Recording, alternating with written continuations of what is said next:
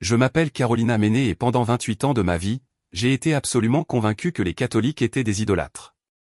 Ce n'était pas une croyance passagère ou superficielle, c'était le fondement même de mon identité en tant que chrétienne évangélique dans la ville de Medellín, en Colombie.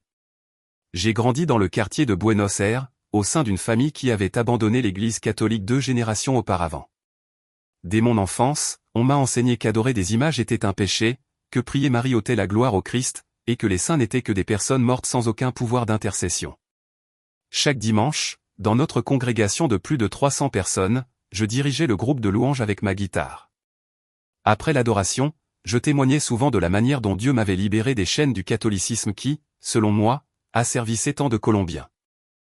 Mon époux, Andrés, était pasteur associé de notre église, un homme intègre et passionné par les Écritures, ayant étudié 3 ans dans un séminaire biblique. Nous avions 2 enfants, Matteo, 7 ans, et Sofia, 5 ans, que nous éduquions à la maison avec diligence pour les protéger de ce que nous considérions comme des influences mondaines et des croyances religieuses erronées. Notre vie tournait entièrement autour de la congrégation.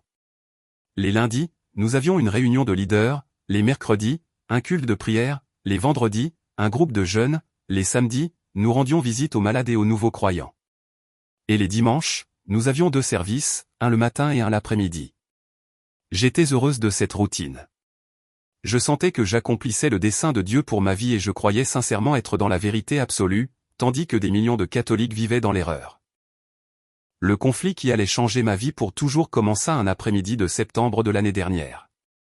Ma maman, Doña Lucia, était tombée gravement malade. À son âge, on lui avait diagnostiqué un cancer du pancréas à un stade avancé.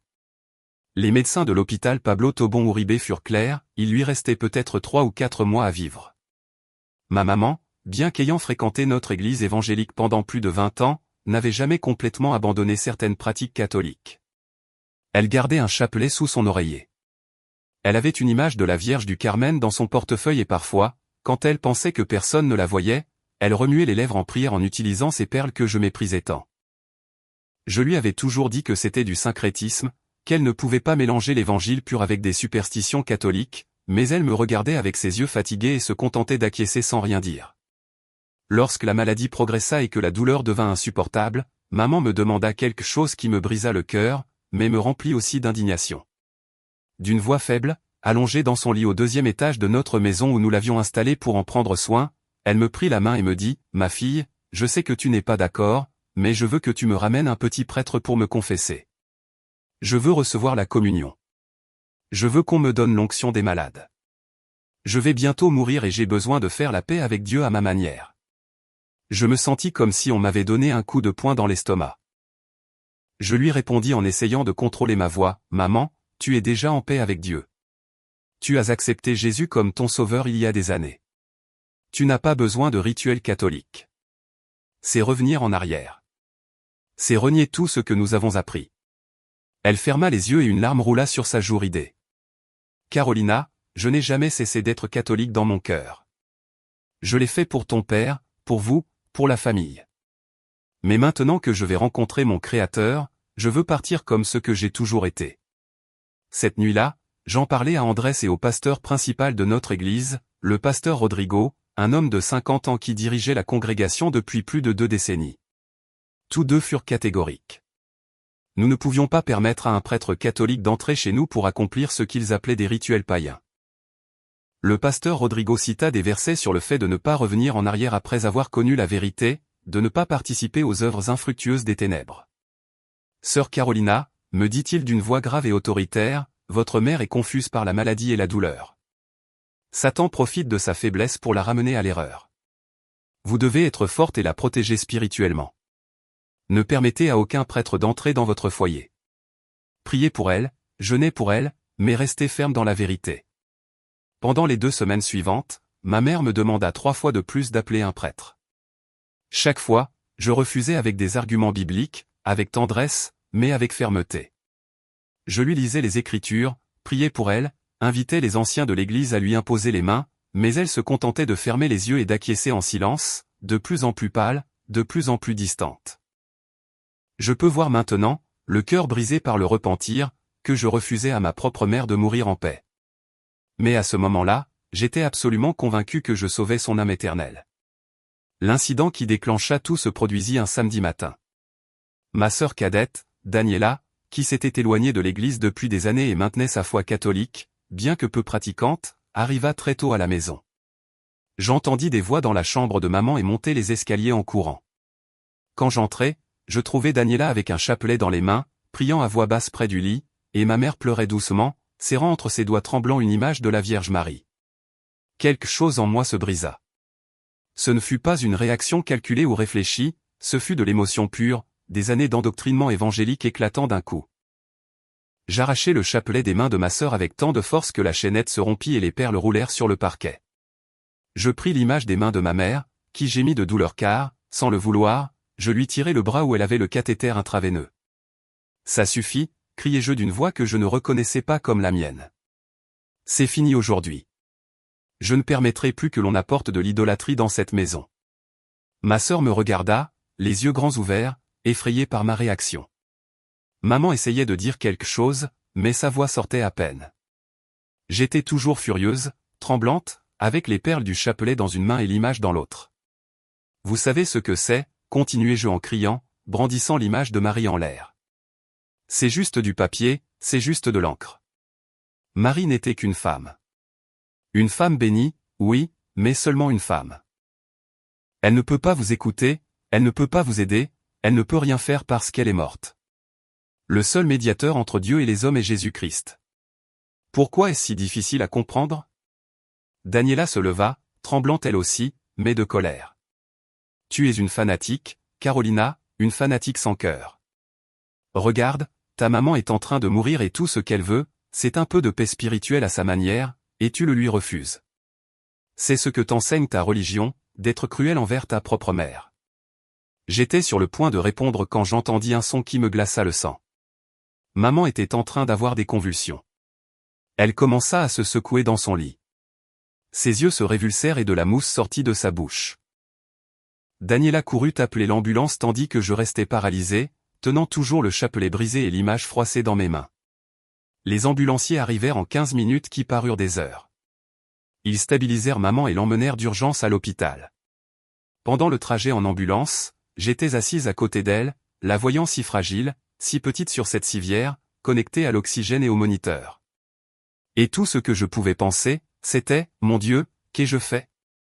À l'hôpital, les médecins nous dirent que c'était une crise due à l'avancement du cancer, que son corps commençait à s'éteindre, qu'il lui restait peut-être des jours, pas des semaines.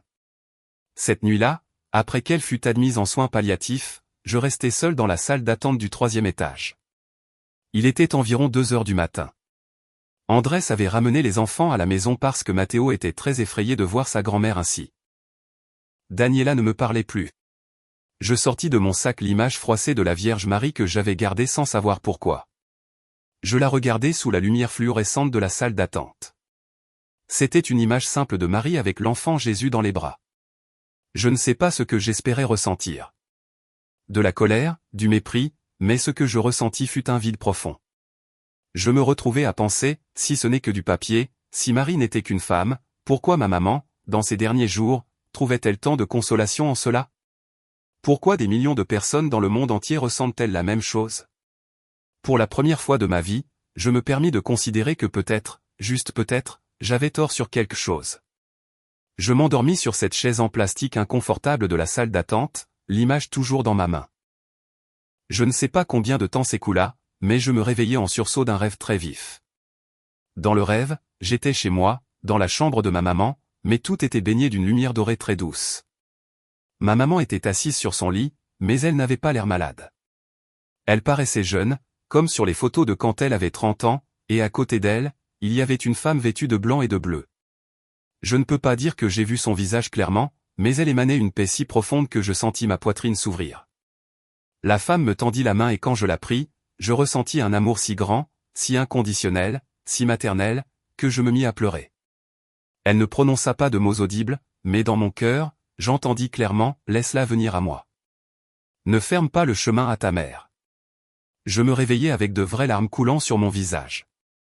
Mon cœur battait vite. Je regardai l'horloge. Il était 4h30 du matin. Je me levai. Je marchai dans les couloirs vides de l'hôpital, essayant de comprendre ce qui venait de se passer.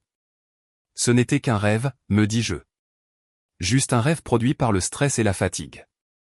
Mais je ne pouvais pas nier ce que j'avais ressenti. Cette paix, cet amour, cette présence féminine si puissante et à la fois si tendre. Je retournai à la salle d'attente et, sans trop réfléchir, je fis quelque chose que je n'avais jamais fait de ma vie. Je cherchais sur Google depuis mon portable, paroisse catholique, près de l'hôpital Pablo Tobón Uribe. Je trouvais que la paroisse de San Joaquín était à seulement 3 pâtés de maison. Je notai l'adresse. Quand le soleil se leva, je demandai à l'infirmière de me prévenir si l'état de maman changeait et je marchais ces 3 pâtés de maison sous le ciel gris de Medellín. L'église était simple, mais belle, avec des murs de briques et des vitraux colorés. J'arrivai juste au moment où la messe de 6 heures du matin se terminait. Je restai debout à l'entrée, regardant les gens sortir, des personnes de tous âges, certaines pressées d'aller travailler, d'autres, des femmes âgées avec des mantilles, s'arrêtant pour allumer des bougies. Je me sentais complètement déplacé, comme une infiltrée en territoire ennemi. Quand l'église fut presque vide, je vis un prêtre âgé d'environ 70 ans, aux cheveux blancs et aux lunettes épaisses, qui éteignait les bougies de l'autel. Quelque chose me poussa à entrer. Mes pas résonnaient dans le silence. Il se retourna quand il m'entendit et me salua d'un sourire aimable. « Bonjour, ma fille. En quoi puis-je vous aider ?»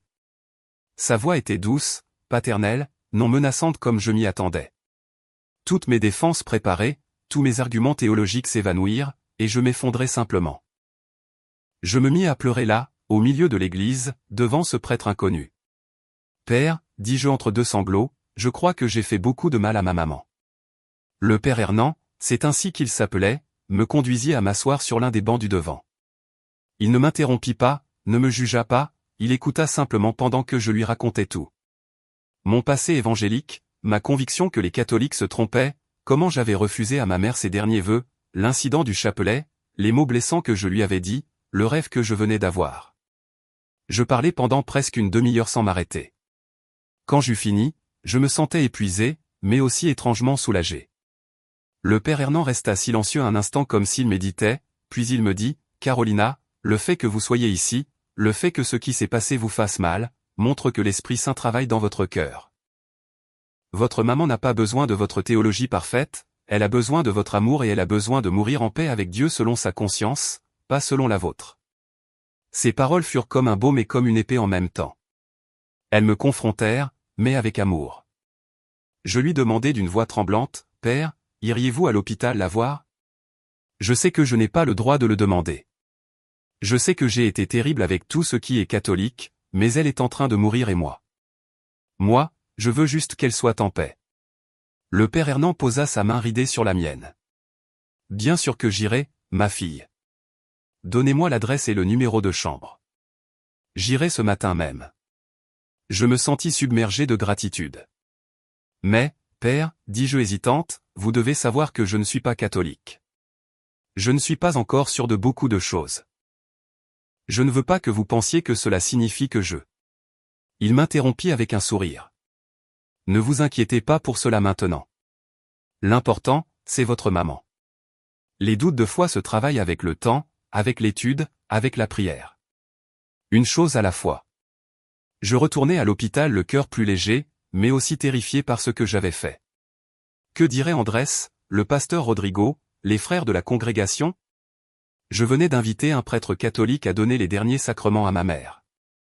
C'était exactement le contraire de tout ce qu'on m'avait enseigné. Quand j'arrivai dans la chambre, Daniela était là, endormie sur un fauteuil à côté du lit. Maman était toujours inconsciente. Sa respiration était irrégulière et laborieuse. Je m'assis de l'autre côté et lui pris la main. « Maman, lui murmurai-je, j'ai demandé pardon à Dieu pour ce que j'ai fait et aujourd'hui un prêtre va venir te voir. Il va faire ce que tu voulais. Pardonne-moi d'avoir été si têtue, si orgueilleuse. Pardonne-moi. » Le père Hernán arriva vers 11 heures du matin. Il portait une petite mallette noire avec les huiles saintes et tout le nécessaire pour administrer les sacrements. Quand Daniela se réveilla et vit le prêtre, elle me regarda avec un mélange de surprise et de soulagement. Elle ne dit rien, se contentant de s'écarter. Le prêtre s'approcha de maman, lui parla avec douceur, bien qu'elle ne répondit pas, il oignit son front d'huile bénite en faisant le signe de la croix. Il récita des prières à voix basse. Daniela s'agenouilla près du lit. Je restai debout, observant avec un mélange d'émotions que je ne peux décrire. Curiosité, scepticisme, mais aussi quelque chose de plus. De la révérence peut-être. Quand le prêtre eut fini, maman ouvrit les yeux. Ce ne fut qu'un instant, mais elle nous regarda chacune. D'abord Daniela, puis moi, et elle sourit. Un petit sourire mais réel. Puis elle referma les yeux et sa respiration devint plus tranquille, plus posée. Le prêtre nous bénit aussi et avant de partir, il me dit, « Si vous avez besoin de parler, si vous avez des questions, ma porte est toujours ouverte. » Celle de Dieu aussi. Maman décéda cette même nuit, peu après 20 heures. Elle mourut en paix, sans douleur apparente, comme si elle s'était simplement endormie. Daniela et moi étions avec elle, une de chaque côté de son lit, lui tenant les mains. Et je jure devant Dieu qu'au moment exact où elle rendit son dernier souffle, je sentis dans la chambre cette même présence que j'avais ressentie dans mon rêve. Cette paix inexplicable, cet amour maternel enveloppant. Les jours suivants furent un tourbillon d'émotions. Les funérailles, les visites de condoléances, les démarches administratives. Andrés se rendit compte que quelque chose avait changé en moi, mais il ne dit rien au début. Dans la congrégation, pendant le service commémoratif qu'ils firent pour maman, le pasteur Rodrigo prêcha sur l'importance de mourir dans la vraie foi et me regarda là où j'étais assise quand il dit « Prions pour que Donia Lucia ait fait la paix avec Dieu avant de partir, malgré ses confusions de dernière minute. » Je sentis mes joues brûler de honte et de colère. Non pas de colère contre le pasteur, mais de colère contre moi-même d'avoir pensé ainsi pendant si longtemps. Une semaine après les funérailles, je retournai à la paroisse de San Joaquín. Cette fois, ce ne fut pas par urgence ou par crise, ce fut par choix. J'assistai à la messe de 18 heures. Je m'assis tout au fond, observant tout, les chants, les lectures, l'homélie du Père Hernand sur l'amour miséricordieux de Dieu, puis l'Eucharistie. Je vis les gens faire la queue pour recevoir la communion et quelque chose en moi tressaillit. Ils croient vraiment que c'est le corps du Christ, pensais-je, ce n'est pas seulement un symbole pour eux, c'est réel. Après la messe, je m'approchai du Père Hernand et lui demandai si nous pouvions parler. Pendant les semaines suivantes, je le rencontrais 2 fois par semaine. J'apportais toutes mes objections, tous mes doutes, tous les arguments que j'avais entendus pendant des années contre le catholicisme. Pourquoi prier Marie si le Christ est le seul médiateur? N'est-ce pas de l'idolâtrie? Le Père Hernand m'expliqua avec patience. Demander à Marie d'intercéder pour nous n'est pas différent de demander à un ami de prier pour vous. Les saints sont vivants en Christ, plus vivants que nous. Nous ne les prions pas comme des dieux. Nous leur demandons de prier pour nous devant Dieu, tout comme vous demandiez aux frères de votre congrégation de prier pour vous. Cet argument me fit réfléchir pendant des jours. Je commençai à lire des livres que le Père me prêta. Rome, Doufoyer, de Scott Hahn, un ancien pasteur presbytérien converti au catholicisme. Son histoire résonna profondément en moi. Je lus des documents de l'Église, j'étudiai l'histoire du christianisme primitif, les écrits des pères de l'Église. Je découvris que de nombreuses pratiques catholiques que je considérais comme des inventions humaines, telles que la vénération de Marie et la papauté, avaient des racines dans les premiers siècles du christianisme. Je me rendis compte que ma compréhension du christianisme avait commencé au XVIe siècle avec la réforme protestante, ignorant complètement 1500 ans d'histoire antérieure. Une nuit, en lisant l'évangile de Jean, chapitre 6, où Jésus parle de manger sa chair et de boire son sang, j'eus une révélation. J'avais toujours lu ce passage comme une métaphore, mais le texte était clair. Beaucoup de disciples s'en allèrent parce que ces paroles leur parurent dures et Jésus ne les rappela pas en disant « Attendez, ce n'est que symbolique ». Il les laissa partir. Les catholiques avaient pris ces paroles littéralement pendant 2000 ans. Et s'ils avaient raison?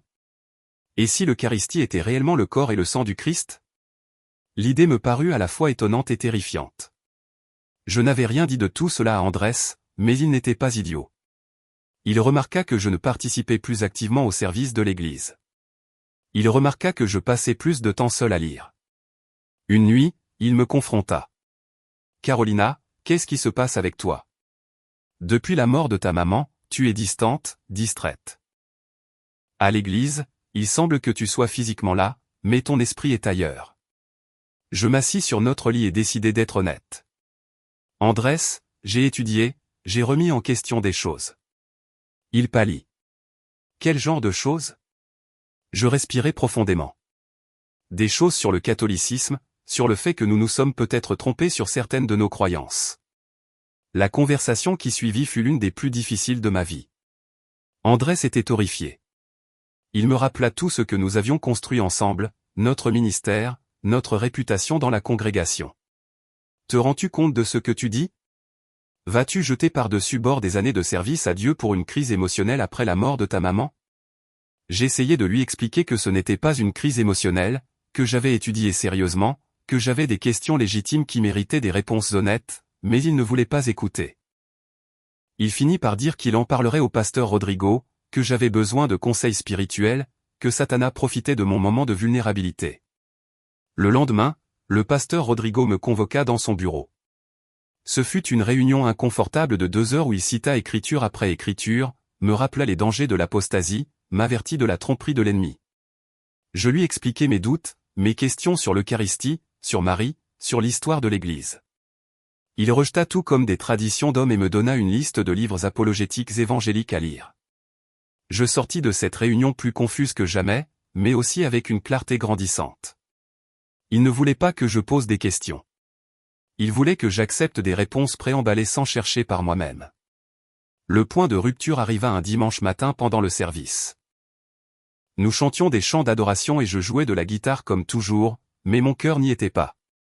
Au milieu d'une chanson, j'eus une image mentale de ma maman sur son lit de mort, demandant le chapelet, demandant la communion et moi, le lui refusant avec tant d'arrogance.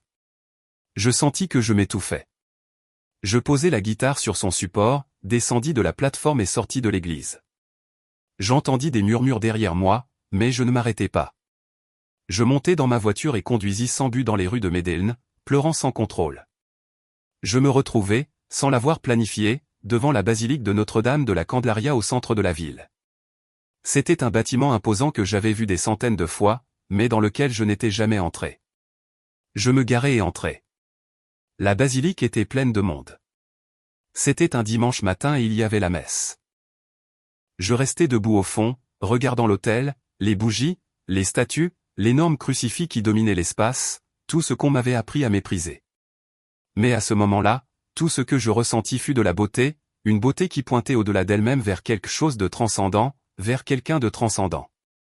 Je restai pour toute la messe. Je pleurai pendant la majeure partie.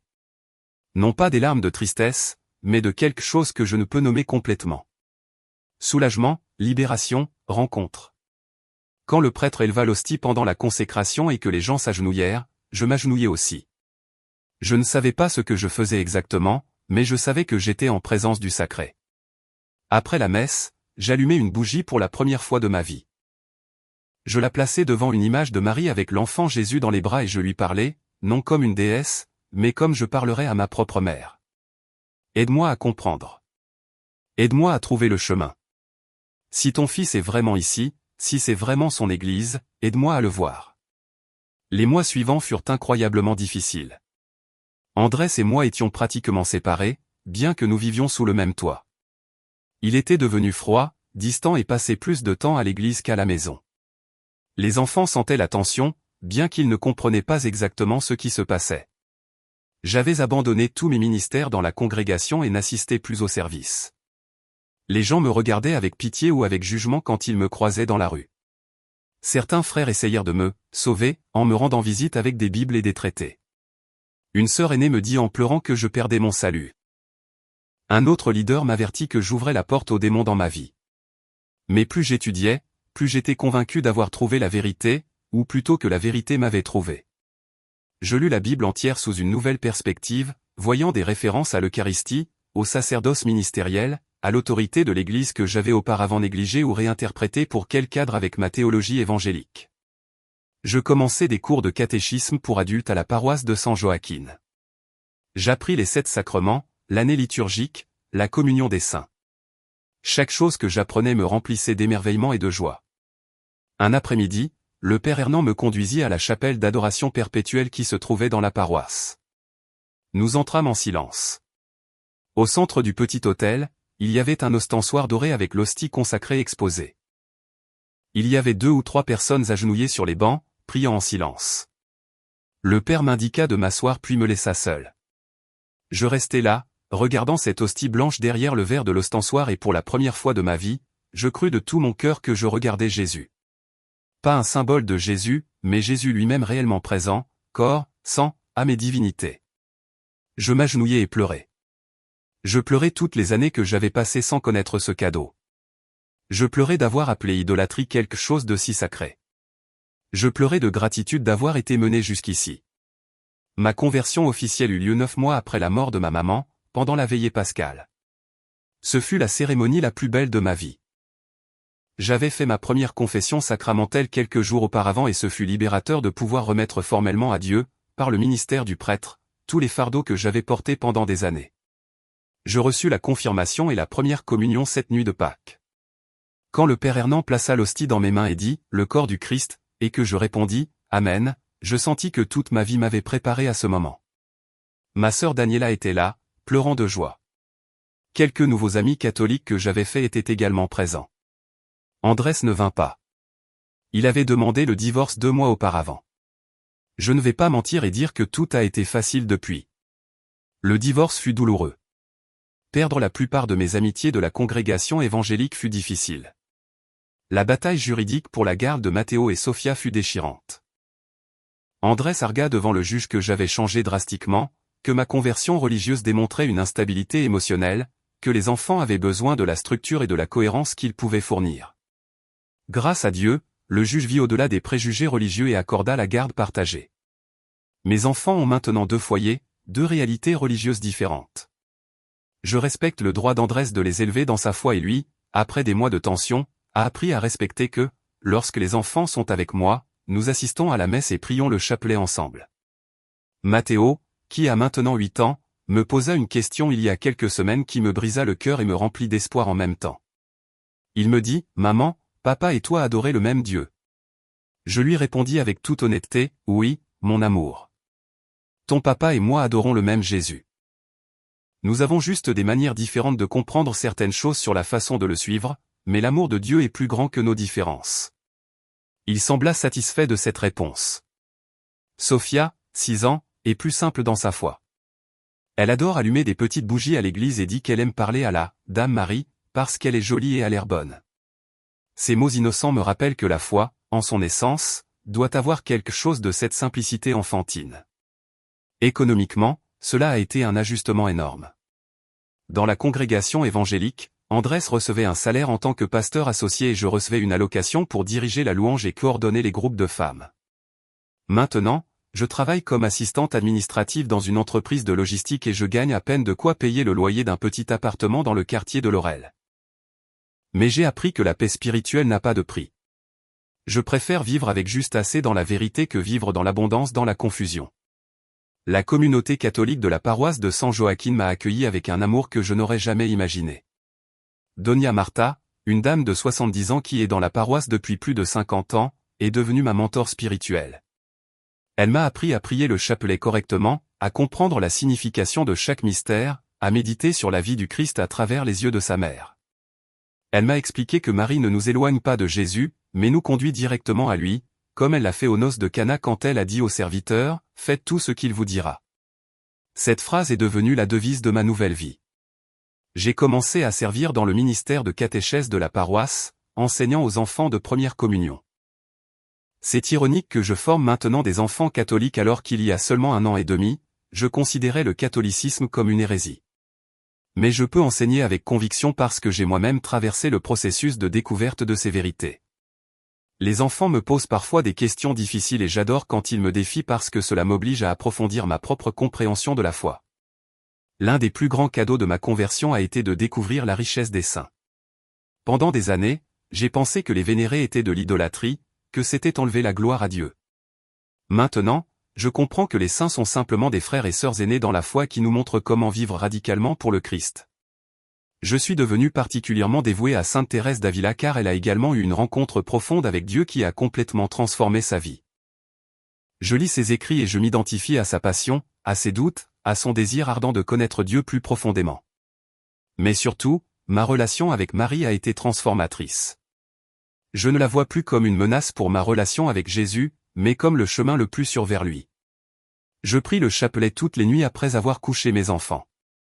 Dans ces moments de quiétude, avec les perles entre mes doigts, je sens que je fais la paix avec la mémoire de ma maman. Je lui demande pardon encore et encore de lui avoir refusé ce réconfort dans ces derniers jours et je sens d'une manière que je ne peux expliquer rationnellement, qu'elle m'écoute, qu'elle intercède pour moi, qu'elle est fière que j'ai finalement trouvé le chemin qu'elle a toujours su être vrai. Il y a 3 mois, j'ai eu une expérience qui a définitivement scellé ma conversion. J'avais traversé une semaine particulièrement difficile. Matteo avait eu des problèmes à l'école. Sophia était tombée malade. J'ai eu un conflit avec mon patron au travail et en plus de tout cela, Andrés m'avait envoyé un message blessant disant que j'avais détruit notre famille en suivant une fausse religion. Je me suis senti dépassé, me demandant si j'avais pris la bonne décision, si toute la douleur que j'avais causée en valait la peine. Cette nuit-là, après que les enfants se soient endormis, je me suis agenouillé devant une image de la Vierge de Guadalupe que Daniela m'avait offerte. J'ai commencé à prier le chapelet, mais je pouvais à peine me concentrer. Je pleurais. Les mots sortaient entrecoupés. J'arrivais au 3e mystère joyeux, la nativité de Jésus, et soudain, je sentis une chaleur qui m'enveloppa comme si quelqu'un m'avait embrassé. J'ouvris les yeux et ne vis rien de physiquement différent dans mon petit salon, mais la présence était indubitable. C'était la même présence que j'avais ressentie dans mon rêve le jour où j'avais invité le père Hernan à l'hôpital. La même présence que j'avais ressentie quand ma maman est morte, maternelle, protectrice, aimante. Et dans mon cœur, j'entendis clairement, « Tu n'es pas seul. Je marche avec toi, confie-toi à mon fils. » Je pleurais pendant des heures cette nuit-là, mais ce furent des larmes de soulagement, de confirmation. J'avais besoin de ce moment.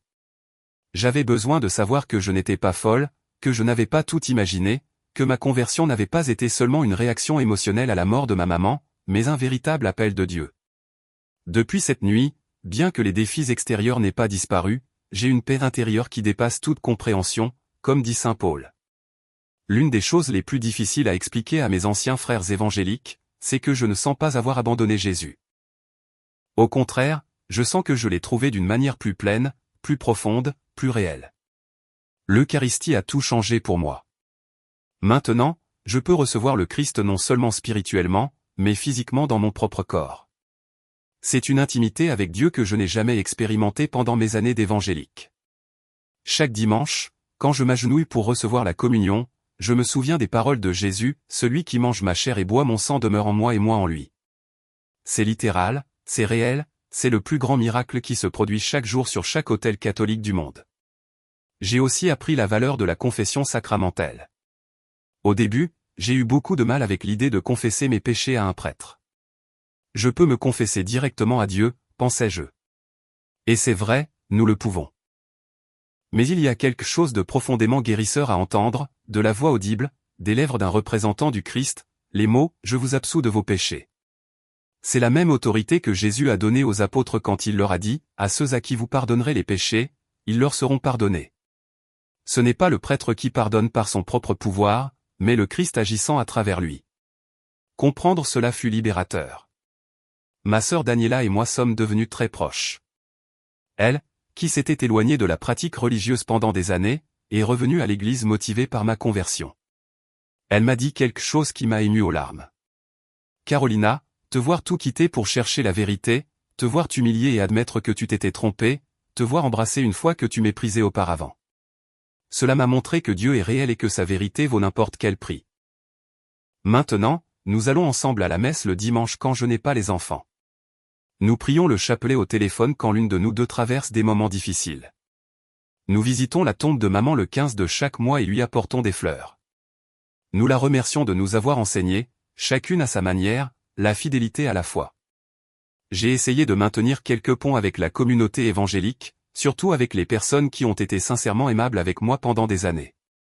Il y a une sœur, Rocio, qui a été ma meilleure amie pendant presque 10 ans. Elle ne comprend pas ma conversion, pense que je suis dans l'erreur, mais elle continue de m'aimer. Nous nous voyons pour prendre un café de temps en temps. Elle prie pour mon retour et je prie pour son ouverture à considérer les richesses de la foi catholique. Nos conversations sont parfois tendues, mais nous nous respectons mutuellement. Je lui ai dit, « Rocio, tu m'as appris à aimer Jésus. Je n'oublierai jamais cela. Maintenant, je l'aime simplement d'une manière différente, mais c'est le même Jésus. » Elle soupire, mais je sais qu'en son cœur, elle est préoccupée par mon âme. Je ne peux que faire confiance à Dieu pour qu'en son temps, il lui montre ce qu'il m'a montré. Le pasteur Rodrigo, en revanche, a été implacable. Il a prêché un sermon il y a quelques mois, utilisant ma conversion comme exemple d'apostasie, avertissant la congrégation des dangers de remettre en question les doctrines établies. Il n'a pas mentionné mon nom directement, mais tout le monde savait de qui il parlait. Andrés m'a renvoyé l'audio du sermon, je crois avec l'intention de me blesser ou de me faire douter. Je l'ai écouté en entier et au lieu de ressentir de la colère ou de la douleur, j'ai ressenti de la compassion. Le pasteur Rodrigo agit par peur. Peur que d'autres dans sa congrégation commencent à poser les mêmes questions que moi. Peur de perdre son autorité. Peur d'admettre que peut-être il y a des vérités en dehors de son système théologique. J'ai de la compassion pour lui parce que j'étais exactement comme ça. Je comprends cette peur. L'une des questions que l'on me pose le plus souvent, tant les catholiques que les évangéliques, est « Comment sais-tu que tu as pris la bonne décision ? Comment sais-tu que ce n'est pas l'ennemi qui te trompe ?» Ma réponse est simple, par les fruits. Jésus a dit que par leurs fruits, nous les connaîtrons. Et les fruits de ma conversion ont été la paix, la joie, l'humilité, une plus grande capacité à aimer même ceux qui m'ont blessé, une faim plus profonde de connaître Dieu et une intimité avec le Christ dans l'Eucharistie que je n'aurais jamais rêvé possible. L'ennemi ne produit pas ces fruits. L'ennemi produit la confusion, l'orgueil, la division, le désespoir. J'ai expérimenté le contraire. On me pose aussi des questions sur Marie, ne sens-tu pas que tu la places au-dessus de Jésus ? Et ma réponse est toujours, je n'ai jamais été aussi proche de Jésus que depuis que j'ai cessé d'avoir peur de Marie. Elle ne rivalise pas avec son fils. Elle nous conduit à lui. Tout ce que Marie a, tout ce que Marie est par la grâce du Christ. Elle est la première rachetée, la première sauvée, la première chrétienne. Et comme toute bonne mère, son seul désir est que nous connaissions et aimions son Fils. Quand nous demandons son intercession, quand nous méditons sur sa vie à travers le chapelet, nous contemplons le mystère de l'incarnation, Dieu se faisant homme dans le ventre d'une femme. C'est le centre de notre foi. Mon chemin de conversion m'a enseigné l'humilité d'une manière qu'aucune autre expérience de ma vie ne l'avait fait. J'ai dû admettre que je m'étais trompé pendant près de 3 décennies. J'ai dû reconnaître que j'avais jugé et condamné des millions de catholiques pour des pratiques que je ne comprenais pas. J'ai dû faire face au fait que j'avais causé de la douleur à ma propre mère dans ses derniers jours de vie par mon arrogance théologique. Ce sont des pilules difficiles à avaler. Mais l'humilité, ai-je découvert, n'est pas humiliation. L'humilité et la vérité, c'est voir les choses telles qu'elles sont réellement. Et la vérité, bien que parfois douloureuse, libère toujours. Maintenant, quand je vois des évangéliques prêcher contre le catholicisme, quand je les entends utiliser les mêmes arguments que j'utilisais, quand je vois leur sincérité, mais aussi leur manque d'informations historiques et théologiques, je ne ressens pas de colère, je ressens de l'empathie, parce que j'étais eux. Je comprends qu'ils agissent selon ce qu'ils connaissent, selon ce qu'on leur a enseigné, et je prie pour eux. Je prie pour que Dieu, dans sa miséricorde, leur donne la grâce de questionner, d'investiguer, de chercher au-delà de ce qu'on leur a dit. Tous ne sont pas appelés à se convertir au catholicisme, je le sais, mais nous sommes tous appelés à chercher la vérité avec honnêteté intellectuelle et ouverture de cœur. Le père Hernand m'a dit récemment quelque chose qui est resté gravé dans mon esprit, Carolina, votre conversion n'était pas seulement pour vous. Dieu a permis tout ce que vous avez traversé, y compris la douleur et la perte, afin que vous puissiez être un pont entre deux mondes. Vous comprenez la mentalité évangélique parce que vous y avez vécu pendant des décennies et maintenant vous comprenez la foi catholique de l'intérieur. Cela vous rend unique. Utilisez ce cadeau. Ces paroles m'ont donné un sens renouvelé du but. J'ai commencé à écrire sur mon expérience sur les réseaux sociaux, non pas pour attaquer ou convaincre de force, mais pour partager mon témoignage avec respect et amour. J'ai reçu des centaines de messages, certains de soutien, d'autres de critiques féroces, et certains de personnes qui traversent des questionnements similaires et se sentent seules. À ces derniers, je réponds avec un soin particulier, offrant des ressources, priant pour eux, les encourageant à chercher sans peur. Mes enfants sont maintenant ma plus grande motivation pour vivre ma foi catholique avec authenticité. Mathéo est à cet âge où il commence à poser des questions plus profondes sur Dieu, sur le ciel, sur pourquoi maman et papa vont à des églises différentes. Je lui ai expliqué en termes qu'il peut comprendre que papa et maman aiment tous les deux Jésus, mais que maman a découvert que Jésus a établi une église il y a 2000 ans et que cette église existe toujours aujourd'hui. Je ne dis pas de mal de l'église évangélique de son papa. Je ne veux pas qu'il grandisse confus ou rancunier. Je veux qu'il voie qu'il est possible d'avoir des convictions profondes sans haïr ceux qui pensent différemment. Sophia est plus petite et sa foi est plus sensorielle. Elle adore la messe parce qu'il y a de belles couleurs dans les vitraux et parce que le prêtre met des vêtements spéciaux. L'encens la fascine. Elle dit que ça sent comme elle imagine que le ciel sent. Elle me pose des questions comme « La Vierge Marie peut-elle nous voir du ciel ?» Et je lui réponds « Oui, mon amour. » Elle nous voit et prend soin de nous comme une maman du ciel. Une fois, elle m'a demandé « Grand-mère Lucia est-elle avec la Vierge Marie ?» Et je lui ai dit « Je crois que oui, mon chéri. Je crois que ta grand-mère est très heureuse au ciel et qu'elle nous envoie parfois des câlins à travers la Vierge Marie. » Elle a souri et a été satisfaite. La foi des enfants est si pure. Il y a maintenant presque 2 ans depuis la mort de ma maman, depuis ce jour terrible où je lui ai crié que Marie n'était qu'une femme et où j'ai brisé son chapelet. Ce furent 2 ans de transformation, de douleur, mais aussi de guérison, de perte, mais aussi de rencontre. Si je pouvais revenir en arrière, si je pouvais parler à la Carolina d'il y a 2 ans, celle qui était si sûre d'elle, si pleine de certitude, si aveugle à sa propre cécité, que lui dirais-je? Je crois que je lui dirais, ce n'est pas grave de ne pas avoir toutes les réponses. C'est bien de questionner. C'est bien d'investiguer et c'est bien de changer d'avis quand tu découvres que tu t'étais trompé. Ce n'est pas une faiblesse, c'est du courage, ce n'est pas de l'apostasie, c'est de la croissance. N'aie pas peur de suivre la vérité où qu'elle te mène, même si elle te mène dans des lieux que tu n'as jamais imaginés. Ma conversion au catholicisme n'a pas été le résultat d'un argument théologique gagnant ou d'une crise de foi passagère. Ce fut le résultat d'une rencontre avec la miséricorde de Dieu au moment de ma plus grande arrogance. Une rencontre avec Marie, la mère qui ne m'a jamais abandonné, même si je l'ai rejetée pendant des décennies. Une rencontre avec l'Eucharistie, le mystère du Christ qui se donne entièrement sous forme de pain. Une rencontre avec une Église de 2000 ans qui a préservé la foi apostolique à travers des siècles de persécution, de division, de scandales et de renouveau. Je ne prétends pas avoir maintenant toutes les réponses. Je continue d'apprendre, de grandir, de découvrir de nouvelles profondeurs dans cette foi ancienne, mais je sais avec une certitude qui vient du plus profond de mon être, que je suis à la maison. Je suis là où je dois être. Et bien que le chemin pour y arriver fût semé de pierres et d'épines, bien que j'ai beaucoup perdu dans le processus, je le reprendrai sans hésiter, car la perle de grand prix vaut tout ce que nous avons. Parfois, dans les nuits silencieuses, je prends entre mes mains le chapelet que le Père Hernan m'a offert le jour de ma confirmation. Ce sont des perles de bois simple, rien d'élaboré, mais pour moi, elles valent plus que n'importe quel bijou. Et tandis que je passe les perles entre mes doigts, priant le Je vous salue Marie encore et encore, je me souviens de maman. Je me souviens de son visage quand je lui ai arraché son chapelet et que je lui ai crié que Marie n'était qu'une femme.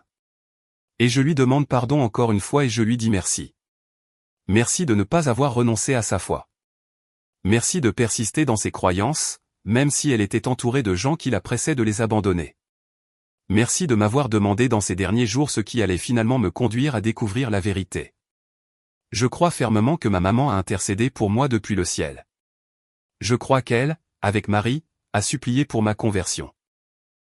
Je crois que le rêve que j'ai eu cette nuit-là dans la salle d'attente de l'hôpital n'était pas seulement le produit de mon subconscient épuisé, mais une grâce, une visitation, une poussée divine dans la bonne direction. Je ne peux pas le prouver scientifiquement. Je ne peux pas convaincre un sceptique avec des arguments logiques, mais je le sens dans mon cœur, je le sens dans mon âme, je le sais avec cette certitude inexplicable qui ne peut venir que de la foi.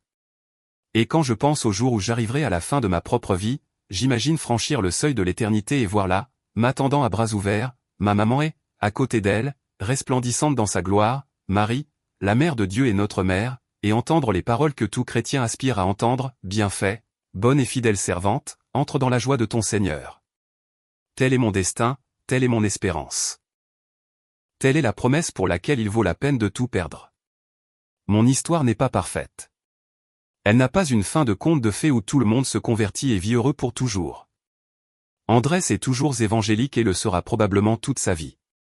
Beaucoup de mes anciens frères dans la foi prient toujours pour mon retour au protestantisme. Il y a des pertes qui n'ont pas été restaurées et des blessures qui sont encore en train de guérir. Mais il y a quelque chose que personne ne peut me prendre. La paix de savoir que je suis là où Dieu me veut, faisant ce qu'il m'a appelé à faire, aimant ce qu'il m'a appelé à aimer, parce qu'au final, c'est ce qui compte vraiment. Pas les arguments théologiques sophistiqués, pas les preuves historiques irréfutables, pas l'approbation des gens religieux. Ce qui compte, c'est d'être en relation correcte avec Dieu, de suivre le Christ où qu'il nous mène et d'aimer comme il a aimé. Et moi, une ex-évangélique qui a autrefois crié que Marie n'était qu'une femme, j'ai découvert que ce chemin passe par l'Église que le Christ a fondée il y a 2000 ans, nourrie par les sacrements qu'il a institués, guidée par l'Esprit Saint qu'il a promis et intercédée par Marie, la mère qu'il nous a donnée depuis la croix. Telle est mon histoire, tel est mon témoignage et je le partage non pas pour juger qui que ce soit, non pas pour me vanter d'avoir trouvé la vérité pendant que d'autres sont encore dans l'erreur, mais simplement pour rendre gloire à Dieu pour son infinie miséricorde. Pour honorer la mémoire de ma maman, dont la persistance dans la foi catholique a planté une graine qui finirait par porter du fruit. Et pour encourager quiconque cherche, questionne, lutte avec des doutes de foi, continuez à chercher. La vérité en vaut la peine et quand vous la trouverez, même si cela vous coûte tout, vous découvrirez qu'en réalité, vous avez tout gagné. Aujourd'hui, alors que j'écris ces mots, 2 ans et demi se sont écoulés depuis ce jour terrible où j'ai crié à ma maman que Marie n'était qu'une femme. 2 ans et demi de transformation profonde. Mes enfants grandissent en bonne santé, apprenant à naviguer entre 2 mondes religieux avec une maturité qui me surprend. Mathéo m'a dit récemment, « Maman, je crois que Dieu est si grand qu'il tient dans de nombreuses églises. » Il n'a que 8 ans, mais sa sagesse m'émeut. Andrés et moi avons appris à coexister avec respect. Il y a un mois, il m'a envoyé un message que je n'oublierai jamais, « Carolina, bien que je ne partage pas ta décision, je reconnais que tu es une meilleure personne maintenant. Il y a en toi une paix qu'il n'y avait pas avant. » Venant de lui, ces mots ont signifié le monde entier pour moi. Ce n'est pas une réconciliation, mais c'est un respect mutuel. Et c'est suffisant. La communauté de San Joaquin est devenue ma nouvelle famille. Je sers en catéchèse, j'aide le chœur paroissial et une fois par mois, je vais avec un groupe de frères apporter de la nourriture aux personnes en situation de rue dans le centre de Medellín. J'ai découvert que la foi catholique n'est pas seulement doctrine et liturgie, c'est un service concret aux plus nécessiteux. C'est le Christ dans les pauvres. Le chapelet que je méprisais autrefois ne quitte plus mon sac. Je le prie dans le bus en allant au travail, la nuit avant de dormir, dans les moments d'anxiété. Ces perles usées sont ma connexion constante avec le ciel, ma manière de demander à Marie d'intercéder pour mes enfants, pour Andrés, pour ceux qui me critiquent encore, pour le monde qui a tant besoin du Christ. Il y a 3 semaines, à l'anniversaire de la mort de maman, Daniela et moi sommes allés à sa tombe. Nous avons apporté des fleurs blanches, ses préférées. Et là, à genoux sur l'herbe humide du cimetière, nous avons prié le chapelet en entier ensemble. Quand nous avons terminé, Daniela m'a serré dans ses bras et m'a dit en pleurant, « Merci d'avoir eu le courage de chercher la vérité. Merci de m'avoir ramené à la maison. » À ce moment-là, je savais que tout en avait valu la peine. Chaque larme, chaque perte, chaque moment de doute, parce que Dieu avait pris mon arrogance, mon péché, mon rejet de Marie et l'avait transformé en un chemin de conversion, non seulement pour moi, mais aussi pour ma sœur. C'est la grâce, c'est la miséricorde divine que nous ne méritons pas, mais qu'il nous donne abondamment. J'ai encore des questions. Il y a encore des mystères de la foi que je ne comprends pas complètement, mais j'ai appris que je n'ai pas besoin d'avoir toutes les réponses pour faire confiance à celui qui les a. J'ai appris que l'humilité, c'est reconnaître mes limites sans cesser de chercher. J'ai appris que Marie ne rivalise pas avec Jésus, mais me conduit directement à son cœur. Chaque dimanche, quand je m'agenouille pour recevoir l'Eucharistie, quand le prêtre place l'hostie dans mes mains et dit « le corps du Christ », et que je réponds « Amen ». Je sais que je reçois le même Jésus que ma maman a reçu pendant des décennies, le même Jésus que les premiers chrétiens ont reçu, le même Jésus que les catholiques continueront à recevoir jusqu'à la fin des temps. Cette continuité, cette connexion avec 2000 ans d'histoire me remplit d'émerveillement et de gratitude. Mon message pour ceux qui liront cette histoire est simple, n'ayez pas peur de questionner, de chercher, d'investiguer. La vérité ne craint pas l'examen. Si votre foi est vraie, elle résistera à toute question honnête. Et si vous découvrez, comme moi, que vous vous trompiez sur quelque chose, ayez l'humilité de l'admettre et le courage de changer. Aux catholiques, je dis, recevez avec amour les convertis qui viennent de traditions protestantes. Nous sommes fragiles. Nous arrivons chargés de préjugés que nous devons désapprendre. Ayez patience avec nous. Enseignez-nous avec douceur et surtout, vivez votre foi de manière si authentique qu'il soit impossible de ne pas la voir comme vraie. Aux évangéliques qui se posent peut-être des questions, je dis, je vous comprends. Je sais à quel point il est difficile d'envisager que tout ce qu'on vous a enseigné puisse être incomplet. Je connais la peur de décevoir votre communauté, votre famille, vos leaders, mais je vous promets que la vérité vaut n'importe quel prix et si vous cherchez avec un cœur sincère, Dieu se révélera. Carolina Mené, ancienne leader de louange évangélique, maintenant humble catholique, mère de 2 enfants, chercheuse de vérité, amante du Christ, fille de Marie. C'est moi. Et chaque jour, je remercie Dieu parce que cette femme arrogante qui a crié que Marie n'était qu'une femme, a été transformée par un miracle silencieux mais puissant. Le miracle de la grâce qui ouvre les yeux, adoucit le cœur et nous ramène à la maison. C'était mon histoire et je la partage avec amour, avec espérance et avec la prière qu'elle serve à la gloire de Dieu et au bien des âmes. Que Marie très sainte, Mère de Dieu et notre Mère, intercède pour nous tous. Amen.